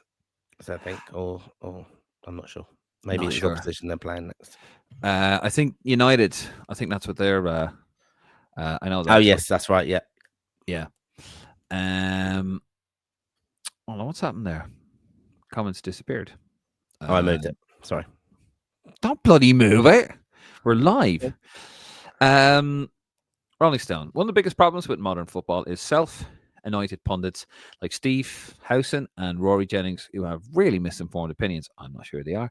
Howson went mad when he heard Man United were in for Braithwaite. He called him another Harry Maguire. Braithwaite is a Rolls-Royce defender. He's exactly what Man United need. Quickly in that, Martin, do you agree with that? Look, we do a Irish football podcast, and Dick Howson is a Man United fan who does a football podcast. One of them, a bit like Mark Goldbridge, as far as I'm aware. Controversy for controversy's sake half the time. And look, this is the fortunate. Yeah, this is the fortunate thing, though, of the media world we live in now. We've often spoke about what content we get out there to everybody, and like match going fans. That's what we are ultimately, and we believe we're entitled to our opinions. We give you an opinion, more importantly, I think. And we're not controversial, I don't think, for the sake of it. We'll have opinions. I mean, you hate Martin O'Neill, who I'm trying to chat to in the background to get him as a future guest. No, you're not. I am. Jeez, I've spoke to the Ulster man last week. He doesn't mind me calling him the Ulster man. But no, in all seriousness, like that's why we've done it. But we have said we're never going to be controversial for the sake of it, because just to get likes and all that kind of nonsense. Because I think you have to stand by your convictions. We've all had opinions. We backed Kenny for a long time, to be honest. But when it went wrong, we knew that it went wrong and it was time to go. We've been critical of the FAI before, and we will continue to do so. And we all have opinions on Roy Keane being right and Saipan and Mick being wrong. So, and the FAI or vice versa. So, and the FAI do actually watch this. So there you go, and they enjoy it as well. Like, we get positive feedback, and we've said things on this that we've been called out for, and probably rightly so. And we've been called out by some big names in Irish football on messages and things like that. With content we've done. And, moving on there. Yeah, but I think our whole response has always been that we're Irish football fans, and I think what stands up for us, I know it's a bit self-praise, is that we can back it up. We're at games not just sitting in our front rooms But pretending we're there. But most importantly, we wouldn't have opinions if it wasn't for you guys watching us. And you know what? The beauty of Lansdowne North, we give you guys your opinion and we discuss them. Sometimes we agree, sometimes we don't. That's the beauty of the podcast. And we're mature enough to go and have a pint. With literally in some cases afterwards. It's what we do. I have been called out a couple of things. I did send a message to say, look, my intention was to offend, but this is what we do. They haven't got back. Yeah, I got your message, but you do offend me. Good. That's what that's what I was going to say to them. It's like I say worse things to Martin and Connor for cry. Well, and you do. I do. You want to see what I'm like off the bloody offline. Michael, you have to give Forrest credit. Football is effing weird. Yeah, to be fair. But also, and I don't mean this to sound disparaging to Forrest, and I know you've called me out on this as well, Michael. A false economy. What I mean by that is that I don't think. Look, if United were firing, if United were, it's outrageous that United, with their resources, if the owners of Liverpool ran United would blow every team out of the water with the fans they have, the money they make. They're the biggest club in the world, right? Let's be honest, they are, whether people like it or not. And the fact that they are struggling, and I was talking to them maybe in a bit of which is also false economy, in a bit of relegation scrap, which they're not, is outrageous with their resources. But they are not firing. Spurs aren't firing. Arsenal is stuttering. City are, although I do think City are going to come back in, and Liverpool are doing what you expect Liverpool to do with all the other teams faltering. So I don't think they're going to be there, but they still have to do their bit, and they're doing their bit. And all credit to Forest. They're taking advantage. That's not their fault. They're the only team to beat Liverpool this season as well. And they bet them at Anfield. So, that I thought it was a disastrous result. But you look back and you go, okay, that's not terrible. Forest, they're doing well.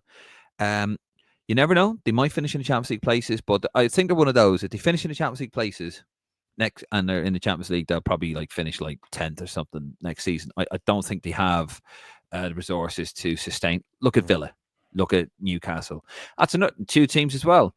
Villa struggling with the league because they're in the Champions League, and Newcastle, they're doing okay as well, but they struggled the season before because they were in the Champions League.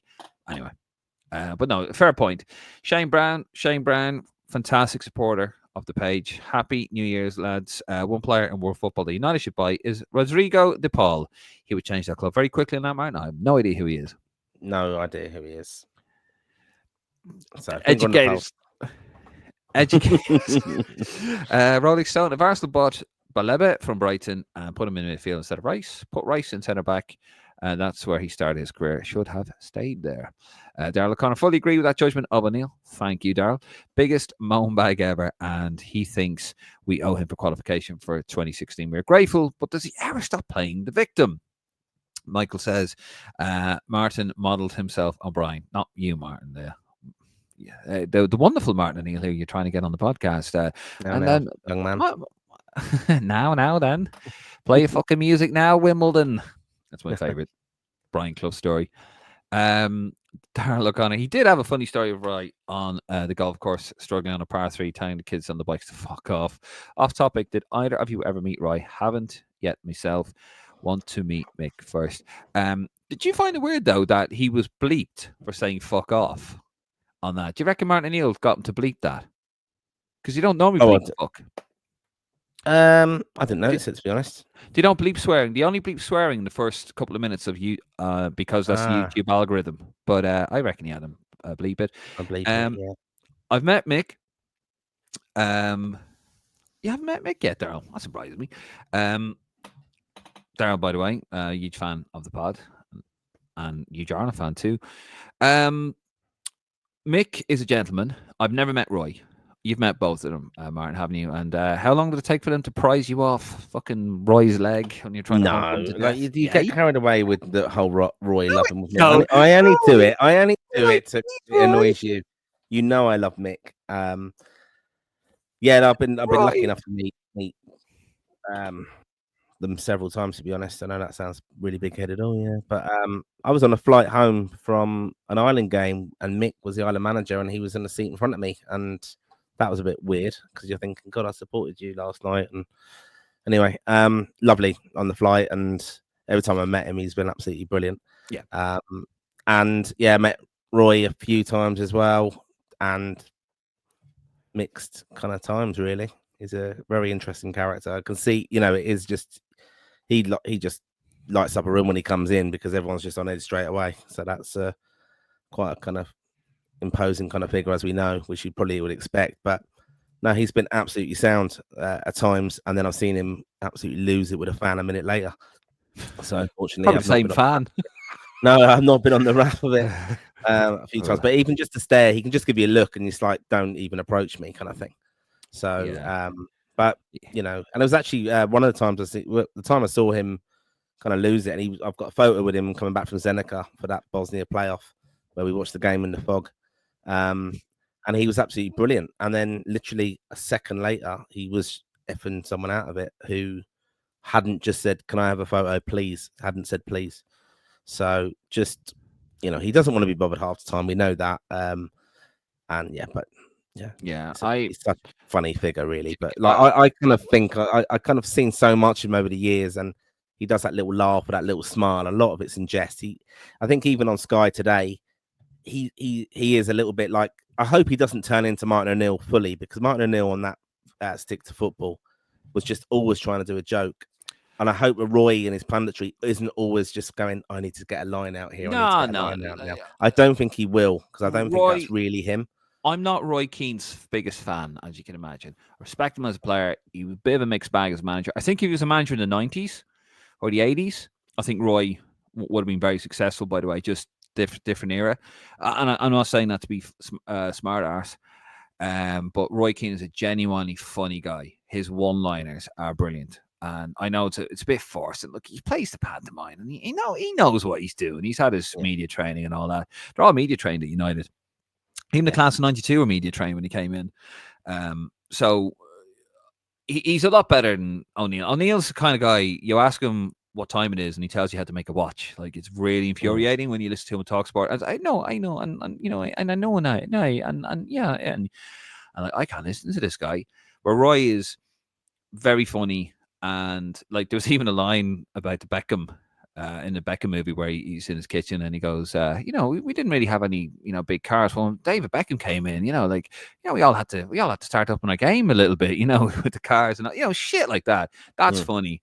But no, he's genuinely a funny guy, Roy Keane. But yeah, he's a bit of a miserable bastard. And look, he is a bit of a miserable bastard. And the thing is as well with him is that he, he's another one that sort of, he gives one side of the story, and he's very careful now, Martin, what side of the story he gives, and the whole Saipan. I was ambushed with this article this interview that I gave behind the manager's back, slagging him and the whole fucking thing off, and then he had the audacity to throw it in my face. Well, what is this kind of shit that I don't know, Dave. Like, Dave, can you tell me where can I listen to some? You can hear audio of that Saipan thing from people who were there. And there you go. Part 2, Lansdowne Legends. You can hear all of that. Right, we'll move on to the questions. Got a load of questions. We didn't have that many fucking. This always happens, isn't it? We don't have too many, so we'll go a little bit over on the rants and stuff, and then when we get into the comments, everyone starts asking us questions, which is cool, by the way. I am not complaining, because you guys are amazing. Bear with me. Sorry, Daryl Connor again. Did O'Neill not give out about Kenny? Would I be correct in saying, Jesus Christ, look at the bad media coverage Kenny got before a ball was kicked? Talk about needing love. No, he didn't. He didn't actually mention Stephen Kenny. Maybe on the excerpts or the director's cut, he probably did. No, he didn't mention it. And yes, I do remember that. Irish football is very two sides, isn't it? It's very polarizing. You've got the English lads, as if in the lads that played in England, and then you got the League of Ireland lads, and they don't get on. It's that simple. And Irish football is very fractured. Michael, Irish press, complete ourselves, except you two, of course. Yeah, I see what you did there. Well, first of all, Martin's not in the Irish press, Michael, because he doesn't get any. He doesn't go to he doesn't sit in the media. Connor and I, though, we're lovely. Yeah, sorry, Martin. You all right there, Martin? Have you seen something shiny? Switch it off. I can't be listening to your nonsense. I just saw something shiny there. Got his attention. Probably saw another fucking jersey somewhere, did you? Lanyards. Darla Connor, you were looking for a lanyard to put on, weren't you? Yeah. You fucking were. Sitting there in your little Northern Ireland shirt. Darrell O'Connor, Ulster is an ancient Irish province, so Coleman is an Ulsterman and he's Donegal. We don't have this loyalist mindset in calling him that. Again, he wakes up in the morning to get offended. That's true. Like Ulster, fucking, there's 9 counties in Ulster. If you want to talk about, political leads, 6 belong to United Kingdom, 3 belong to the Republic. Anyway, Downtown 123. O'Neill slipped up with Rice, but will never admit it. Agreed. Michael did better than Kenny. Martin O'Neill. Yeah, look, he did, Michael, and I think we won't get too on this. Not because I'm afraid to. I don't. I think anyone that knows me, I'm not afraid to give my opinion. That's why Martin sort of has to hang around me when I'm talking to any officials from the FA. I told you about. You have to sort of interject a little bit. But I think with Stephen Kenny, he had a bit of a job in his hands over some of the actions of Trapattoni and Martin O'Neill and had the blood news players in. But, at the end of the day, Kenny wasn't up to it. And he wasn't up to it. Simple as that. Rolling Stone, Kenny had the misfortune of inheriting the worst group of players we ever had. He did inherit a very bad side. But I think he did bring in better players and he blooded in younger players, something that O'Neill never did, to be fair. Darrell O'Connor, another positive comment from Rolling Stone. We are rubbing off on you. You are.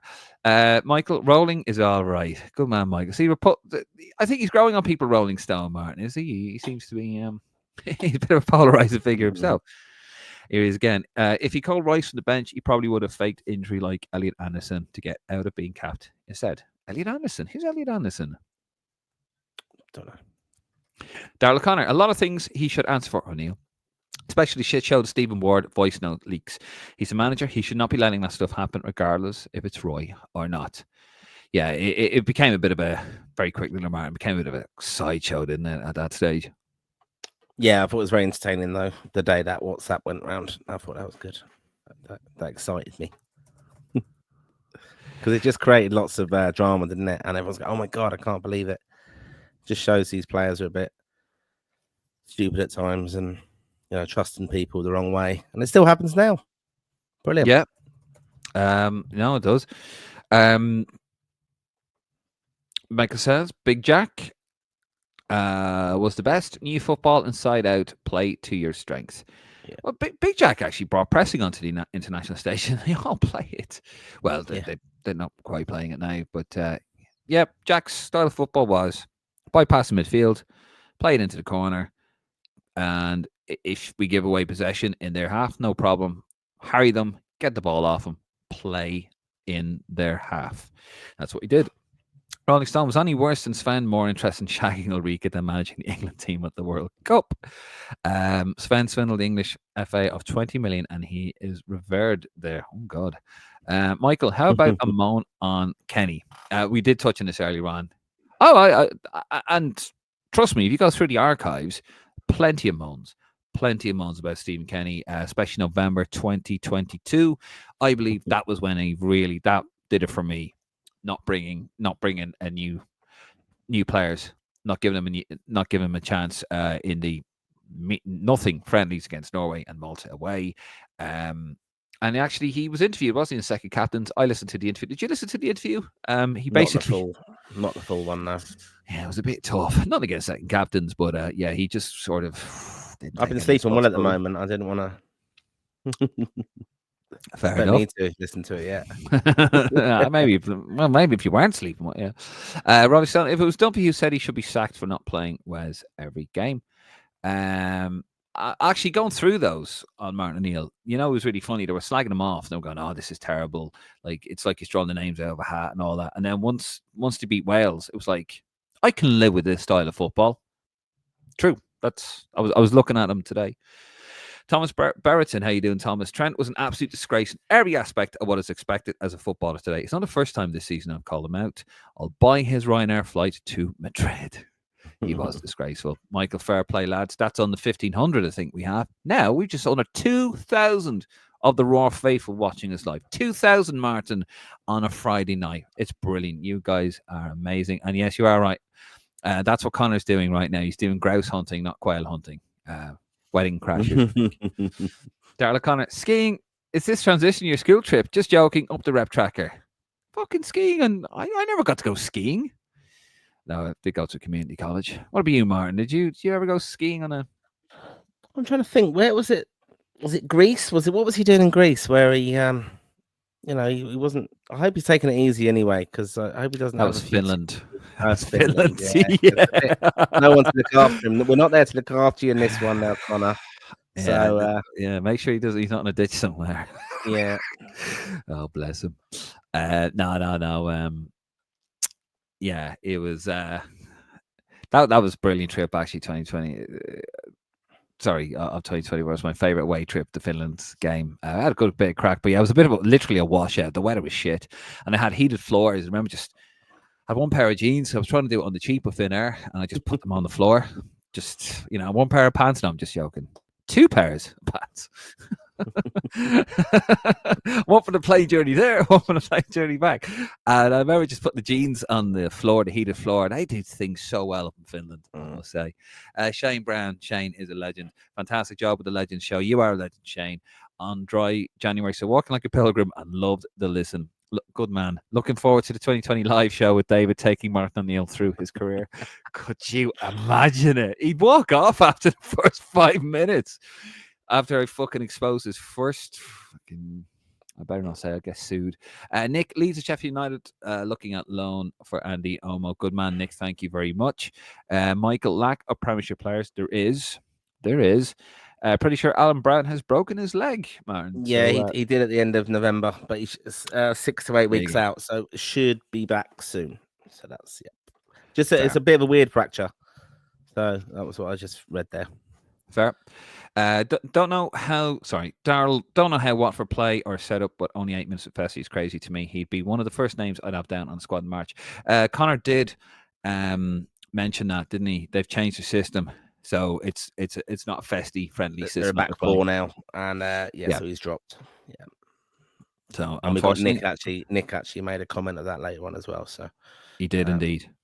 Martin Fitzpatrick, did you mention Luke McNally go for Bristol City? No, I didn't, Martin. But you know what? Thank you very much. And by the way, thank you for calling it out. And please, if we forget something or we make a mistake on something, because fucking pound to a penny I am, mention it here. We will not take offense to it because we don't know where. We try to give you as much information. We miss things. So I'm not going to put him on the list, though, Martin, but thank you for mentioning he did get a goal for Bristol. Any other Irish players you could think of that were not on the list, because there's only so many players you can cover. Please put it on there. We will mention it. Thank you for that, Martin. He's always Martin's a good lad. He's always sending us stuff, and he keeps us in the loop, Martin, doesn't he? He does, yeah. Good to hear from you, mate. And thanks for your support. Absolutely. He's been there a very long time. Rolling Stone. Moran seems to be struggling to adapt to the man's game anymore. He's been played deep midfield. That's not his game. He is a 10. And Rolling Stone says, Fessy certainly gave England a scare. He was brilliant. He literally ran through the team. We did. Yeah, we won't mention what happened after that. Darryl Conley, the only lack of names I'd have in the starting 11 for Marches Keller, Collins, and Festy. Maybe O'Shea too. That's the problem. The remainder, 7 to 8, is up for grabs. Jordan Gaffrey, up the bows. Jordan Caffrey, sorry, up the League of Ireland. No, up the League of Ireland. We're not. By the way, he says here, Jordan Caffrey, Bows v Rovers, be a class game in the Aviva. Absolutely will be. Fantastic. We are pro League of Ireland, but we also, Man United, Liverpool. It's a huge game in Ireland as well. But no, listen, we're pro. We're pro League of Ireland. Don't worry. You'll see as the season goes on. Darryl O'Connor, just on this new FAI loyalty scheme, any update how this affects the CRISC affiliated clubs, Martin? There you go. Not yet, really. I know we've all submitted our season ticket renewals as clubs, and that's how we've had to do it this year. We've got our AGM in a few weeks in Dublin, and I'm sure we'll have a bit of information on it from then. But yeah, it's not gone down well. A lot of this new kind of scheme of how they're doing it, because they're basically going to take away a lot of the kind of administration role from kind of administrators of respective clubs. So eventually there'll be a direct kind of relationship between the customer or the supporters club member with the FAI, which is something they've always wanted to do. But that's how they're going to be able to implement this loyalty scheme. It's a bit mad, actually. There's a lot of questions been raised that you get more points for attending a game at Lansdowne Road than you will of an away game, when you got to think about the kind of the whole loyalty scheme would be, in my mind, the people who travel away at great expense are more loyal than those who just go to the home games. But that's just my personal opinion. So they should be rewarded more than others, I suppose. And it's all to do with the scheme is going to be implemented to be able to get us tickets for future tournaments. Well, we have to qualify first. So it's all geared towards 2028, of course, because that'll be the tournament on home turf. But, it'd be nice to... I don't think there'll be great demand if we get to America, or when we get to America, may I say. But, I don't think this scheme's going to be relevant to it there, because there won't be... We'll get tickets for games over there. I'm pretty confident of, anyway. There you go. Darrell O'Connor again. And yes, I've seen another page turn a nose up on supporters looking for tickets. Any other page would just ignore. But this particular one post on the story, you know who I'm talking about. Yep. Rolling Stone. Martin, you didn't give me your opinion on Braithwaite. Braithwaite, I think very good player, obviously. Not as brilliant as he probably was last season. But, I think, David, as you said, it's the same thing with Jake O'Brien. They're not going to sell. They're not going to look to sell with this changeover of ownership at Everton. But, he's definitely one I would keep an eye on, perhaps, for Man United. But is he going to suit the model there, what they're trying to do? It's an interesting one, this market of selling between Premier League teams. We've said the same situation with even Evan Ferguson going on loan. They won't want to sell to a team or move a player to a team that's going to strengthen them when they're actually competing for positions in the same league. So it's going to take a lot of money to move these players. Yeah. And you'd even look back at Maguire, what United paid for him is madness, really. But, that's just the market, I suppose. There you go. Darrell O'Connor, fortunately, never had the chance to see Mick, but it'll happen through some supporters' events, I'm sure. Roy has no interest in doing anything with our supporters. You got that fucking right. No, Mick, gentleman, absolute gentleman. Met him loads of times. Rolling Stone says, never met either, Roy or Mick, but I would think be surprised to learn that Mick is a much nicer man. No, he is. He's really lovely. Genuine. He's so Irish. I know he's got a big Barnsley accent, but he's so Irish in his manner, isn't he, Martin? Sure, he stepped. I'll give an example, and if I'm talking out of turn, Martin, slap me down. But sure, even when, do you remember you had the Risk event in 2019, and Stephen Kenny was supposed to be there. He had a heart attack. That wasn't public knowledge, and Mick stepped in, didn't he? He stepped in to do it instead of Stephen Kenny, and sure, he just he did, notice. Yeah, absolutely brilliant. That night, he came on our 35th anniversary. We've done a small little dinner thing, and he was great fun and some brilliant one-liners. Not in the same way that Martin O'Neill does it. He's more natural, Mick, and very fantastic. I mean, you might have listened to him on Under the Cosh recently with the lads there, which was very focused on his English football club days, to be honest, his career. Clueless, obviously a little bit of Saipan, like a little bit of coverage, obviously of Saipan, but he handled it exactly the same way. The question about Saipan in 2019, Dave, as he did with them. He has the dick of the day. Anyone who brings it up. If we ever get him on a pod, if we ever do, we will not talk about Saipan, because we just won't, because it's been done to death. But there's so many other things I want to talk. I don't have a problem. I can't promise that, but he will. We will. Look, he's absolutely brilliant. I mean, I've, as I said earlier, I met Roy as well. Never heard him talk too much about Saipan. I actually met just back on the comment where Keane doesn't do anything with the Irish supporters. He did do something in London a few years ago, but it was arranged by the FAI. Martin O'Neill and him were at it, and it was before Ireland. I think they played in Fulham, maybe the night before, and then they were going off to the game in New York. Do you remember that time? Yeah, and they did an event that morning in a hotel in London, and Keane was on brilliant form. O'Neill was good as well, and it was when Keane had turned down, I think it was the Celtic job. So that was kind of the newsworthy part of it. But that's the case. My point, as I was saying earlier, what he's like, because he was absolutely brilliant. Because we were talking about going to an Ireland game somewhere to watch the lads, and he was saying, "Oh, have you booked up your flights?" We were going, "Yeah, we're going off there. Is that a good spot?" And he was just so interested in the kind of fan culture and where we were going. And actually, this event was all about businesses, but we had a table Yeah. from West London last minute. The FAI invited us as usual, and anyway, went there. But Martin O'Neill was really funny as well, and with like digging out Roy. But then that same afternoon, Sky had a camera outside the hotel, and Roy gave him the death stare.